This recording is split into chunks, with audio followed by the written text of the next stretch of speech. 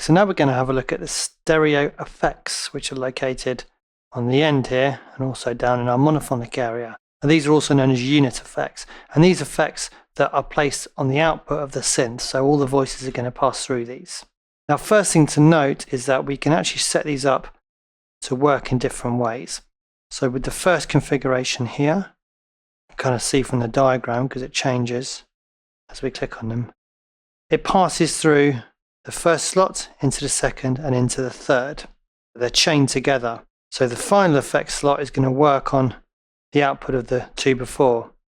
So if we were to say filter in slot Z using the EQ, we'd be rolling off the high end from the part and also from the effects that were added earlier. So it'd be working on the whole sound plus the two effects. Now the next routing is X plus Y going into Z. Now this sends the sum of X and Y into Z. So in that case, X doesn't pass through Y before hitting Z. And instead these are in parallel passing into the final slot. And in the final configuration, all three of these effect slots are summed together. So essentially they're all in parallel. So depending on how these are configured, you're going to get different results by using these three different setups. Okay, let's have a look at our options then. So first of all, let's have a look at the dimension expander that we all remember from Massive 1.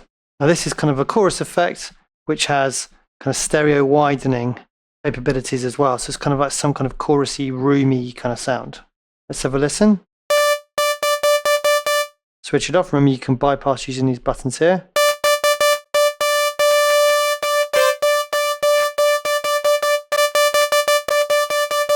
So it just adds a nice sense of space to the sound. Now we have different modes from more subtle to more extreme.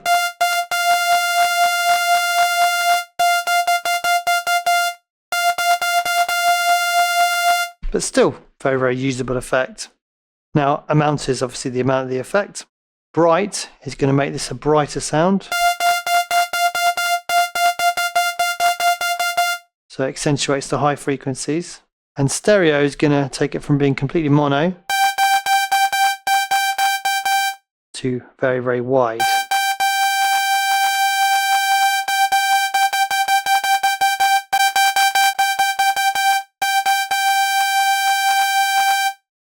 So it's really, really nice effect. That's the dimension expander. Next up we have an EQ. So I'm sure we're all very used to using EQs. Now we have a basic EQ. We have another flanger here. Now obviously in the insert effects we had the Anima control as well, but here we have a dedicated flanger, which we also had in Massive 1. Next up we have this non-linear lab setting. Now this is a really, really nicely spec'd up distortion and saturation unit. And it also offers kind of guitar amp simulations as well, which is really cool. Now the parameters are going to change depending on what we have selected here, as you can see. And this is where we get our cabinet effects as well, located down here. Okay, so first of all we have the drive type that I've already clicked on: hard clip, soft clip, and overdrive. Now the hard clip is your typical kind of distortion sound. Now in this scenario with hard clip switched on, we have a high pass pre. Now this allows us to EQ slightly the signal before it passes through the distortion to remove low frequencies.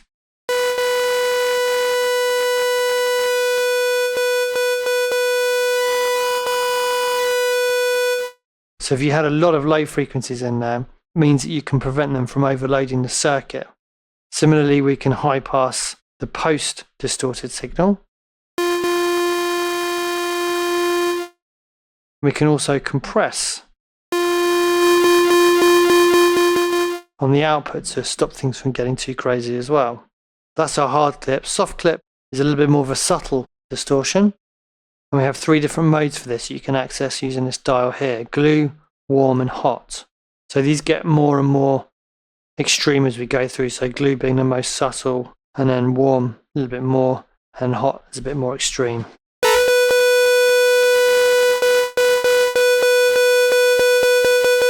And again we have high pass pre and also a compressor. We then have an overdrive. Now all the controls remain the same except this inertia control. This determines how fast the loading of the stage occurs. depending on the frequency.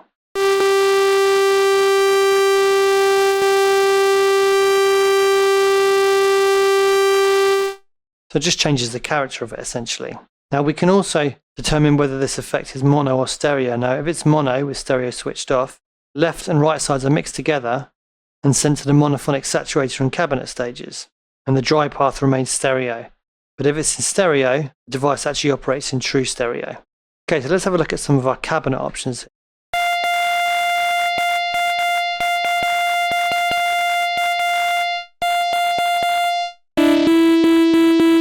Let's just turn this down to be more of a sine wave.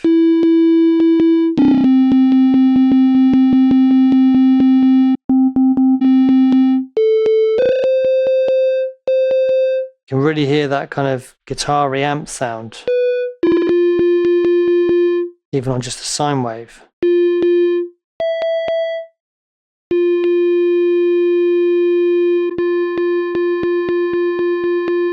So we've got different options there. Now we have 3 different models we can choose from for our cabinet.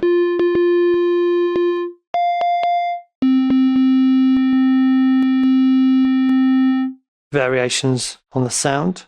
And we can determine the boominess or bassiness of the cabinet as well.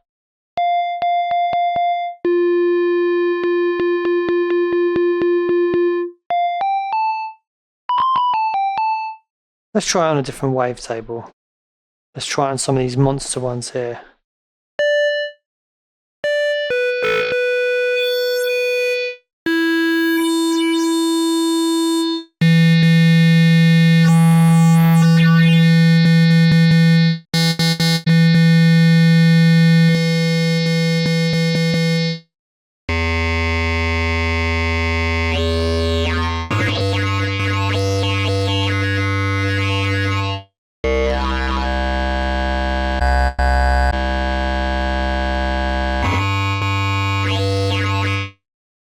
Pretty cool. And that is the distortion options we have in the Nonlinear Lab. Okay, so next up we have a phaser. And we had one of these in Massive 1, so a really nice phaser. And then we have a quad chorus. Now this is a quad chorus because it's made up of 4 different delay lines. We have different options here of how this is set up, and these different options will use differing amounts of these delay lines. They're all just different kind of flavors essentially.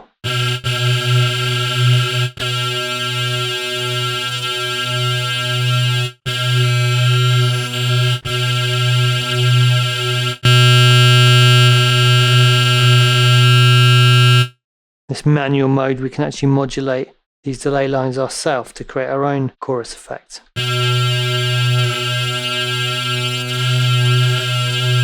As you can hear, it's a really, really nice sounding chorus. And we can also choose how stereo we want it to be.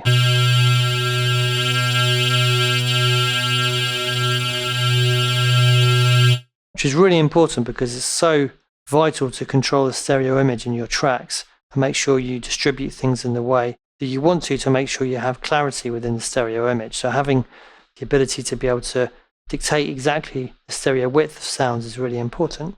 Okay, so that's our quad chorus. Next up we have a reverb. Now we had a reverb in Massive 1, which was a really, really nice digital kind of reverb, but now we've actually got a load of extra settings added in here as well, more almost convolution kind of style. So we've got small kind of settings, bigger ones, we can determine the size as well.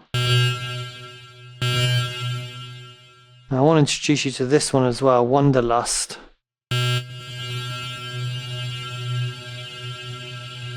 Now this is a huge reverb, and if we actually put the mix all the way up, we just get washed out, blissful, reverberant sound.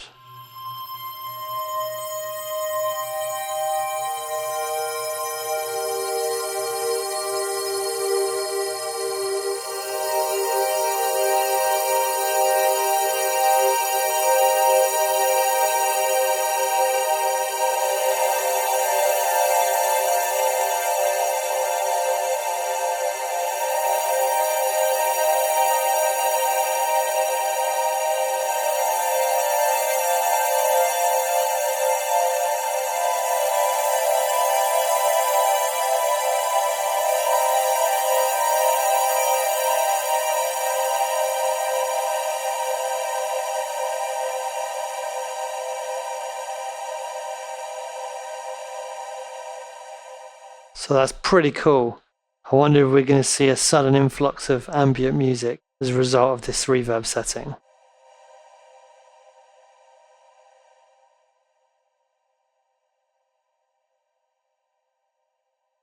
So that's our reverb. Next up we have a stereo delay, similar to the one that we had in the first massive. So you can add some extra stereo delay. And then finally we have this stereo expander. Now this is similar to the Dimension expander, and actually according to Native Instruments, it's the successor to the original Dimension expander, but it's less CPU intensive.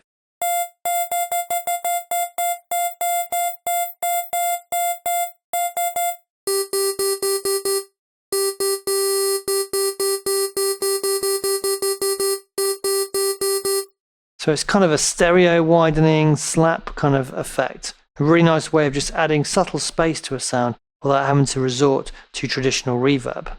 Okay, so that's our stereo effects. So we add them on the end of the chain here. And as I explained at the beginning, we can route them in different ways to get exactly the type of sound that you hear in your head. Okay, so now we've had a look at our stereo effects. In the next video, we're going to have a look at our envelopes.